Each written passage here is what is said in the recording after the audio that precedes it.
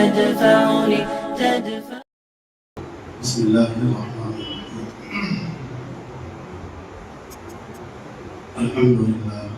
الحمد لله نحمده ونستعينه ونستغفره ونؤمن به ونتوكل عليه ونعوذ بالله من شرور انفسنا ومن سيئات اعمالنا. من يهده الله فلا مضل له ومن يضلله فلا هادي له. ونشهد أن لا إله إلا الله وحده لا شريك له. ونشهد أن سيدنا ونبينا ومولانا محمدا عبده ورسوله. أما بعد، قال الله تعالى في القرآن الكريم: أعوذ بالله من الشيطان الرجيم. بسم الله الرحمن الرحيم.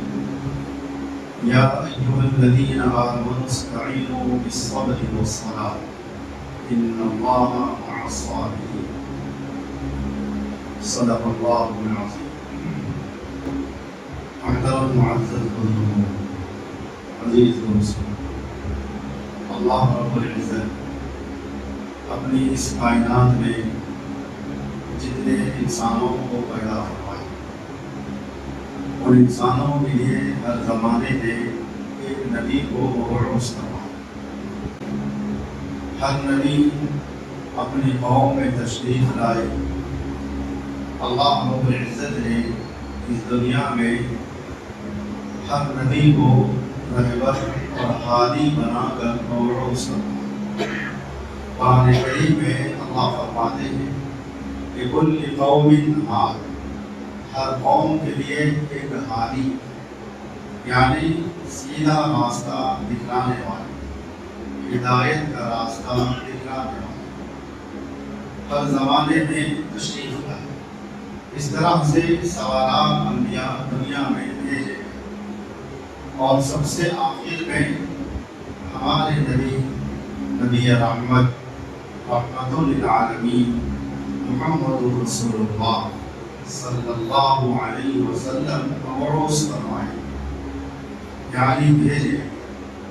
تو ہمارے نبی علیہ السلام آخری نبی، آخری رسول، آخری پیغمبر، آخری شریعت، یہ سب لے کر دنیا میں تشریف لائے۔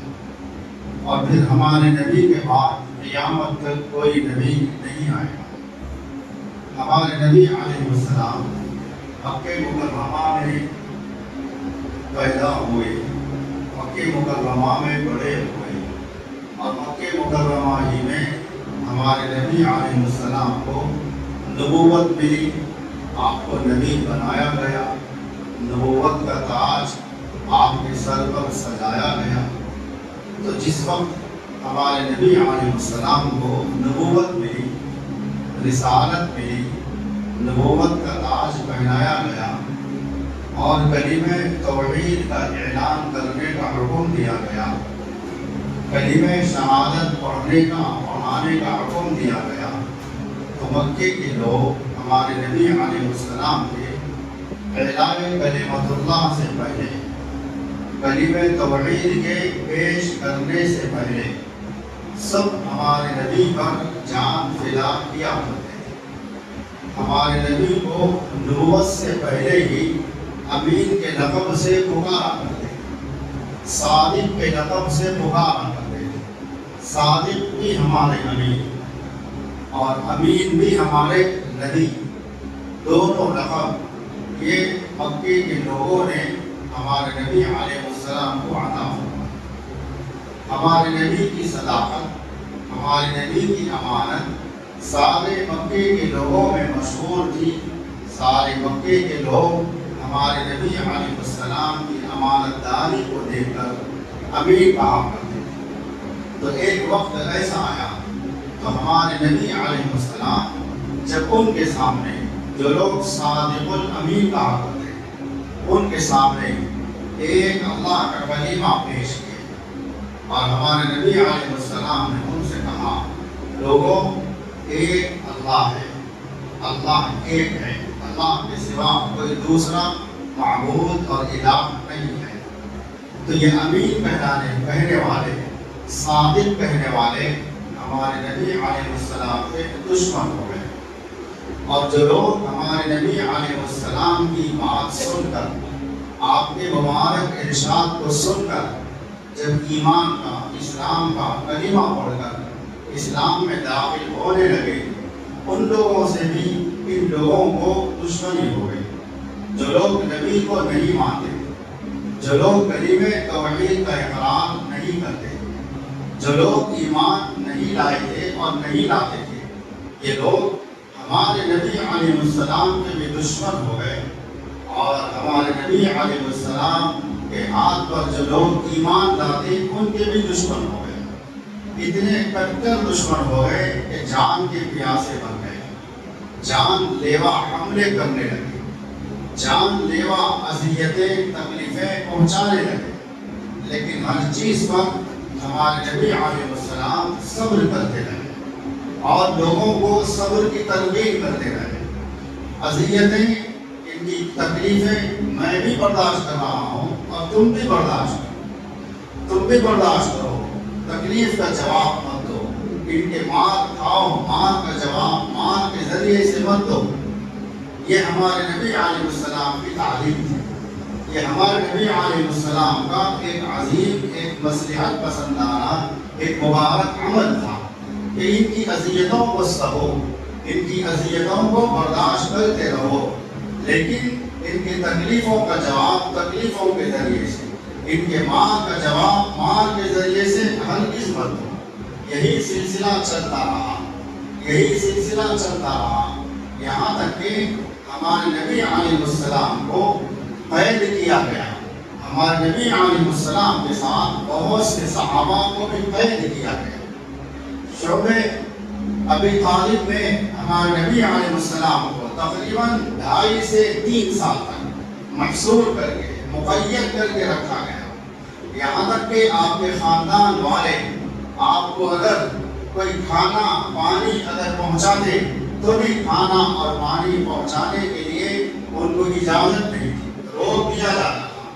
تو ہمارے نبی کے ساتھ اور صحابہ اتنی اذیتوں کو برداشت کیے، اتنا تنگی کا زمانہ تھا اور اتنا اذیتوں والا زمانہ تھا۔ ایسے موقع پر اللہ رب العزت نے ہمارے نبی علیہ السلام سے فرمایا، حالانکہ مکہ ہمارے نبی علیہ السلام کا وطن ہے، مقام پیدائش ہے، جائے پیدائش ہے، ہمارے نبی علیہ السلام جہاں پر پیدا ہوئے، ہمارے نبی علیہ السلام جہاں پر بڑے ہوئے، ہمارے نبی علیہ السلام جہاں پر جوان ہوئے، ہمارے نبی علیہ السلام کو جس سرزمین پر نبوت ملی، جس سرزمین پر آپ کو رسالت ملی، جس سرزمین سے ہمارے نبی علیہ السلام کے آخری نبی ہونے کا اعلان ہوا اللہ کی طرف سے، ہمارے نبی علیہ السلام کے مبارک ہاتھوں سے، ہمارے نبی علیہ السلام کی مبارک انگلیوں سے، ہمارے نبی علیہ السلام کی مبارک ذات سے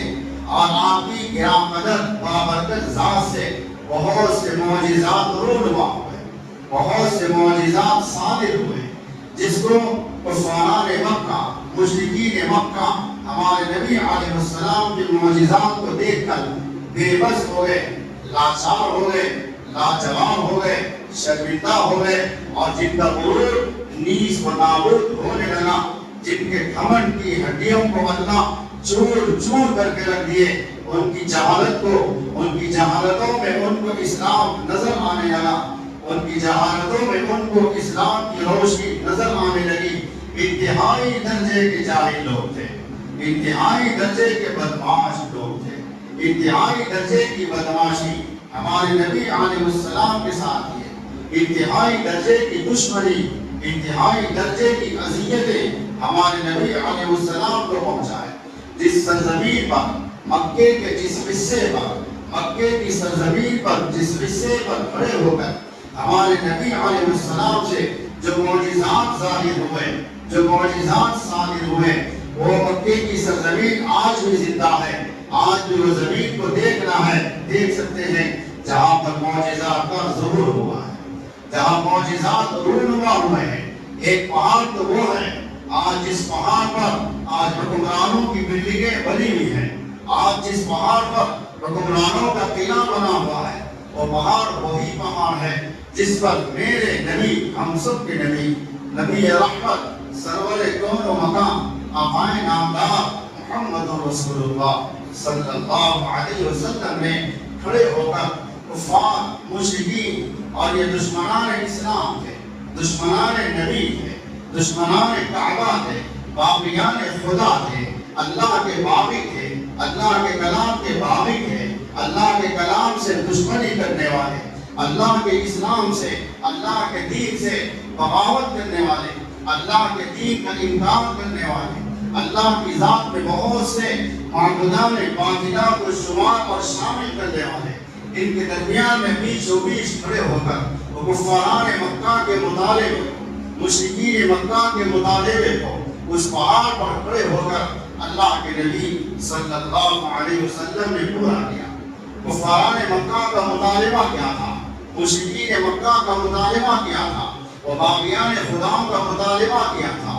وہ اذیتیں دینے والے، نبی علیہ السلام کے جان کی دشمنی کرنے والے، نبی علیہ السلام کو ہر پل، ہر قدم، ہر سانس پر تکلیف پہنچانے کے منصوبے بنانے والے، ان کی طرف سے مطالبہ یہ تھا، اگر حقیقت میں آپ اگر سچے نبی ہیں، حقیقت میں اگر آپ اللہ کی طرف سے نبی بنائے گئے ہیں، ہمارا مطالبہ ہے یہ چاند ہے جو چاند چمکنے والا، سارے اندھیرے کی، ساری ظلمتوں کی تاریکیوں کو ختم کرنے والا یہ چاند ہے، اس چاند کے دو ٹکڑے کر کے بنا دو، اس چاند کے دو ٹکڑے کر کے بنا دو۔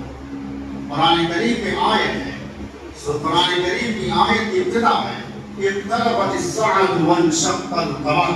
قرآن پڑھو عزیز دوستو، قرآن کا ترجمہ پڑھو، قرآن کی تفسیر پڑھو۔ آج ہم مسلمان ہیں، ماں باپ مسلمان، خاندان مسلمان، لیکن مسلمانوں کے گھرانوں میں پیدا ہو گئے۔ آج ہم 30 سال کے ہو گئے، 35، 40، 45، 50، جو جس عمر کی حالت میں ہے وہ اپنی عمر سے واقف ہے، لیکن بہت سے ایسے ہیں اللہ کے کلام کو نہیں پڑھے، اللہ کے کلام کو پڑھنا دور کی بات ہے، اللہ کے کلام کو پڑھنا بھی نہیں سیکھے۔ اللہ کے کلام کو کیسے پڑھا جاتا ہے؟ اللہ کے کلام کو پڑھنا کیسا ہے؟ آج پڑھے بھی نہیں، اللہ کے کلام کو پڑھنا سیکھے بغیر، اللہ کے کلام کو پڑھے بغیر آج ایسوں کے جنازے اٹھ رہے ہیں، ایسوں کی تدفین ہو رہی ہے۔ قیامت کے دن اللہ کے سامنے کھڑے ہوں گے، قیامت کے دن اللہ کو کیا منہ دکھاؤ گے جبکہ قرآن آج زندہ ہے۔ خدا کی قسم یہ اللہ کا کلام، اللہ کا کلام ہے، قیامت کی صبح تک زندہ رہے گا، قیامت کی صبح تک روشنی دیتے رہے گا، قیامت کی صبح تک اس کے قریب آنے والوں کو مشعل راہ ہے، راہ دکھانے والا چراغ ہے۔ آج وہ چراغ بن کر ایک سورج سے، چاند سے زیادہ بن کر روشنی دے رہا ہے، لیکن مسلمان اس کے باوجود ظلمتوں میں ہے، تاریکیوں میں ہے۔ یہ دنیا کا اجالا نہیں، ایمان کے اعتبار سے ایمان کی تاریکیوں میں ہے، ایمان کے اعتبار سے ظلمتوں میں ہے، ایمان کے اعتبار سے اندھیرے کے اندر مبتلا ہے۔ یہ روشنی کوئی روشنی نہیں ہے، یہ روشنی کوئی روشنی نہیں ہے۔ روشنی اصل وہ ہے جہاں اندھیرا گہرا قبر کا روشن نظر آئے، وہ اصل روشنی ہے۔ اندھیرا گہرا قبر کا روشن کب نظر آیا؟ جبکہ اللہ کا کلام سیکھیں، اللہ کا کلام پڑھیں، اللہ کے کلام کے قریب آئیں، اللہ کے کلام کے احکامات پر عمل کریں۔ آج دنیا میں، آج ہر ملک میں، آج ہمارے ملک میں جو حالات پیش آ رہے ہیں، یاد رکھو یہ ہماری بدعمالیوں کا نتیجہ ہے۔ اللہ کے کلام کو ہم اپنے ہاتھوں سے دور کر دیے، اللہ کے کلام سے اپنے آپ کو دور کر دیے۔ آج ہم نمازیں پڑھتے ہیں، نماز میں کون سے صورتیں پڑھی جاتی ہیں، اور پڑھی جانے والی صورتیں تک ہم صحیح نہیں پڑھتے۔ آج ہم پر صحیح طور پر دعائے قنوت یاد نہیں ہے، صحیح طور پر درود ابراہیم یاد نہیں ہے، صحیح طور پر دعائے معصومہ یاد نہیں ہے، صحیح طور پر تشہد یعنی التحیات یاد نہیں ہے۔ جنازے کی دعا تو دور کی بات ہے، جنازے کی دعا تو دور کی بات ہے، اور بند وقتہ نمازوں میں پڑھے جانے والی صورتیں تک یاد نہیں ہیں۔ امام کے پیچھے نماز پڑھتے ہیں، وہ نماز ہو جائے گی، لیکن جب تنہا نماز پڑھتے ہو اکیلے میں نماز پڑھتے ہو صورتوں کو کس طریقے سے ادا کریں گے؟ اللہ سوال کریں گے، خدا کی قسم اللہ تم سے یہ نہیں پوچھیں گے تو ڈاکٹر بن کر آیا یا نہیں آیا، تو انجینئر بن کر آیا یا نہیں آیا، تو مالدار بن کر آیا یا نہیں آیا، تو دنیا کی ڈگریاں لے کر حاصل کر کے آیا یا نہیں آیا۔ خدا کی قسم عزیز دوستو میرے بزرگوں، اللہ یہ نہیں پوچھیں گے، ہاں یہ ضرور پوچھیں گے میرا کلام میں اپنی ذات سے نازل کیا تھا، میرے نبی کے ذات اکبر پر نازل کیا تھا، میرے نبی کے مبارک سینے سے نکل کر ساری دنیا میں میرا کلام پھیل گیا تھا، تم کتنا میرے کلام کو سیکھے، تم میرے کلام کو کتنا پڑھیں، میرے کلام سے کتنا فائدہ اٹھائیں، میرے کلام میں جو احکامات میں نے نازل کیا تھا، مسائل میں نے نازل کیا تھا، حکم میں نے نازل کیا تھا، اور حکم کون سا اور مسائل کون سے؟ زندگی گزارنے کے طریقے، قرآن کریم نظام حیات ہے، قرآن کریم دستور حیات ہے، قرآن کریم آئین حیات ہے۔ اللہ پوچھیں گے میرے دستور کو چھوڑ کر کس کے دستور کو اپنایا، میرے قرآن کریم کے احکامات کو، میرے حکموں کو چھوڑ کر اس کے حکموں کو پسند کیا، اس کے حکموں کے اوپر عمل کیا۔ خدا کی قسم قیامت کے دن اللہ کے سامنے جب بندے کھڑے ہوں گے اللہ پوچھیں گے آج دنیا میں کثیر تعداد ایسی ہے جو اللہ کے کلام کو پڑھنا نہیں جانتی، اللہ کے کلام کو پڑھنے کے قریب بھی نہیں آتی، خود بھی دور ہے، خود کی اولاد بھی دور ہے، خود بھی دور ہے، خود کی اولاد بھی دور ہے۔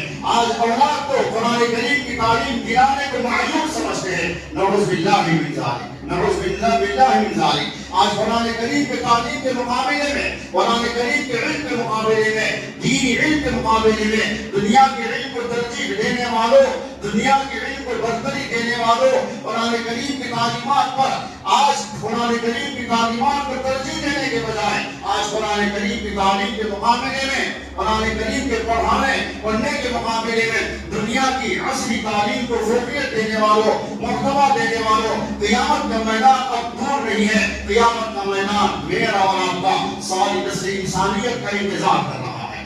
قیامت کا سور ڈھونڈنے والا اس وقت سور ڈھونڈنے کے انتظار میں ہے، کب اللہ کا حکم ملے، کب سور ڈھونڈ دو۔ آج دنیا کی حالت یہ بتا رہی ہے، آج دنیا میں ہر جگہ سارے عالم میں، کسی ملک میں نہیں، سارے عالم میں قیامت کی نشانیاں ظاہر ہو گئی، قیامت کی نشانیاں رونما ہو گئی، صرف چند موٹی موٹی نشانیاں جن کا ظاہر ہونا باقی ہے۔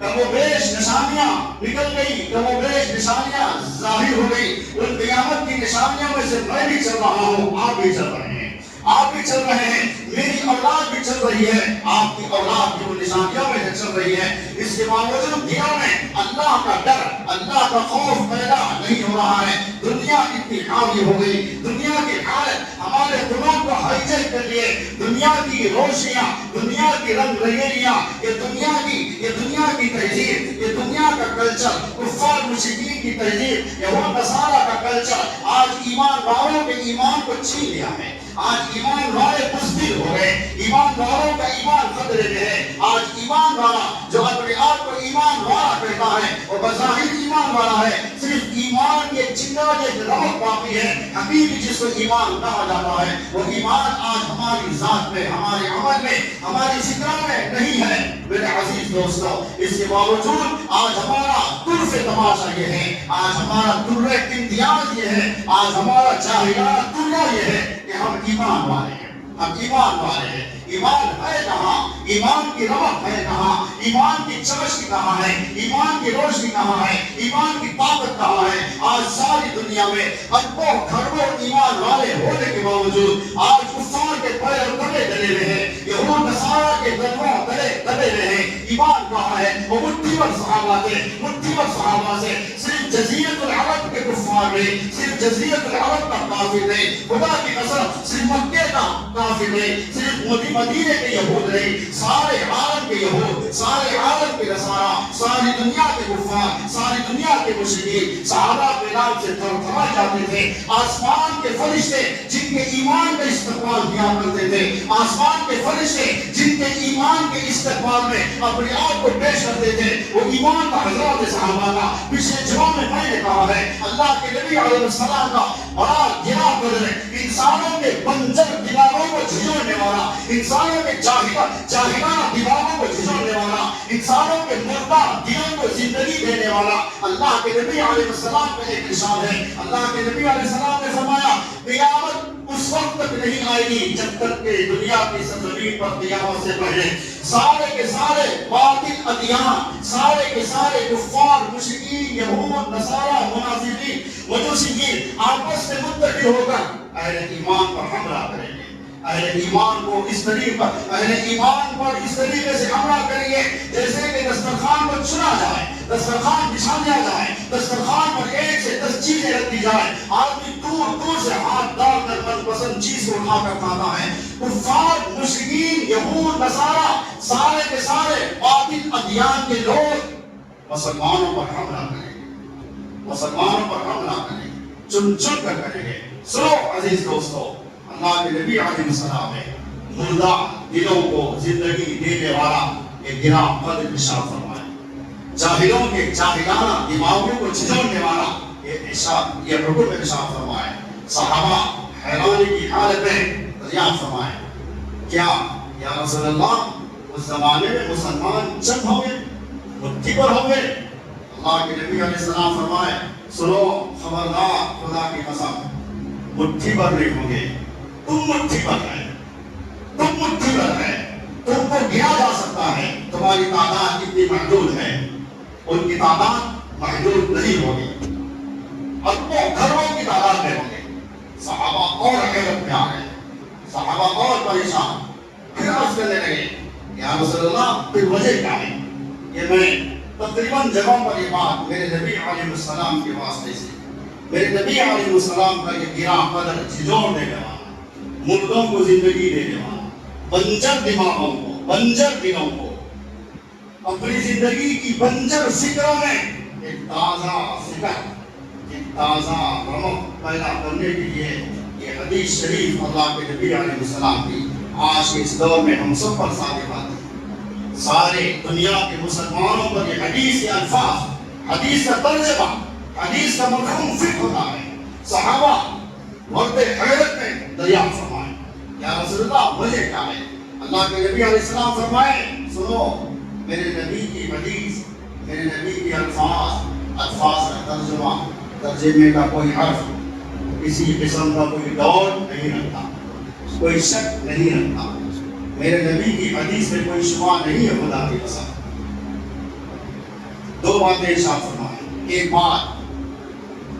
بات اربوں کھربوں کی تعداد میں ہونے کے باوجود یہ لوگ ان کے غلام بنے ہوئے ہوں گے، غلام کے بنے کے غلام آج بنے ہوئے ہیں، بن گئے۔ کیوں؟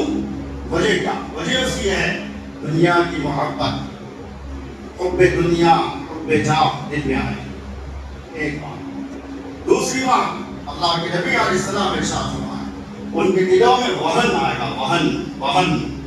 صحابہ دریافت فرمائے یا رسول اللہ وہن کیا چیز ہے؟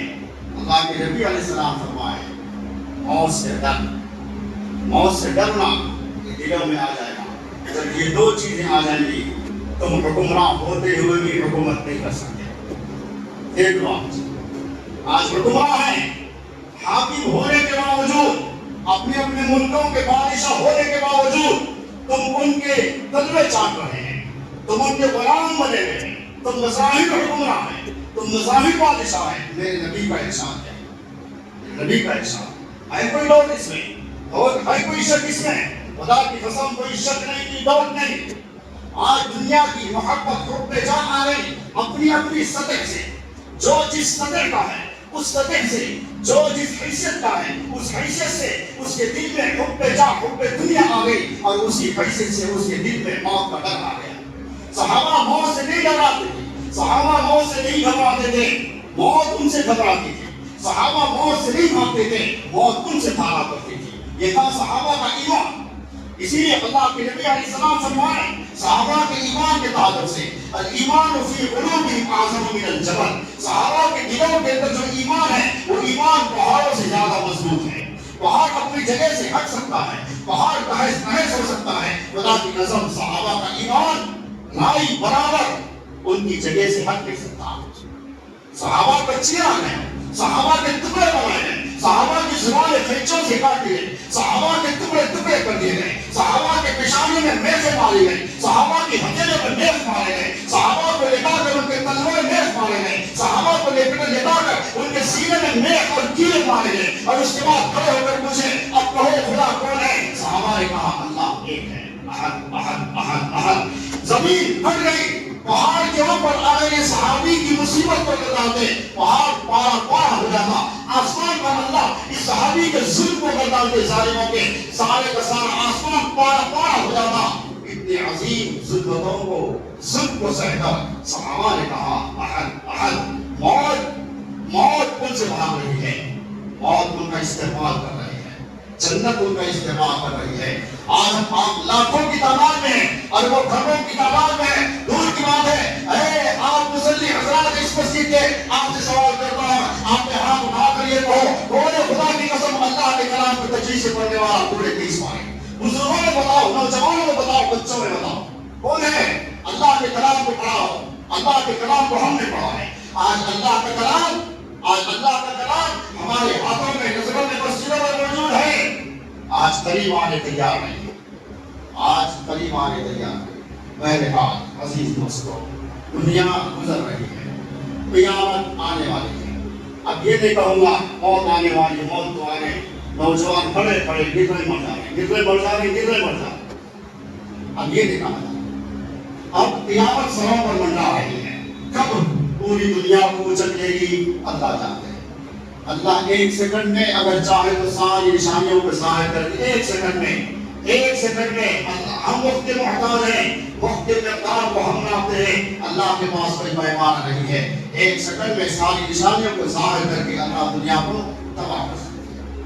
میرے عزیز دوستو، آخر میں ایک چھوٹی اپیل کرتا ہوں، اگرچہ کہ وقت ہو گیا، اپنی بچیوں کو دینی تعلیم سے آغاز کریں، اپنے بچوں کو دینی تعلیم سے آغاز کریں، دینی مدرسے کھل چکے ہیں، اور ہم جو بچیاں عالمہ حافظہ نہیں بن سکتے ان کے لیے 3 مہینے کا مومنہ کورس تیار کیا ہے، 3 مہینے کا مومنہ کورس۔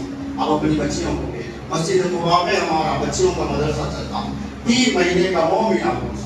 آپ اپنے بچوں کو حافظ بنانا چاہتا ہے، ایک بچے کو دے دو حافظ بناؤ، عالم بناؤ، دنیا اور آخرت کے اپنی آنکھوں کا ٹھنڈک بناؤ، آخرت میں آپ کی انگلی کو پکڑ کر جنت میں لے جائے گا، دنیا میں جب تک رہے گا آپ کا خادم بن کر رہے گا، آپ کا مطیع فرما بردار بن کر رہے گا۔ اللہ مجھ کو آپ کو ساری امت کو عمل کی توفیق نصیب فرمائے۔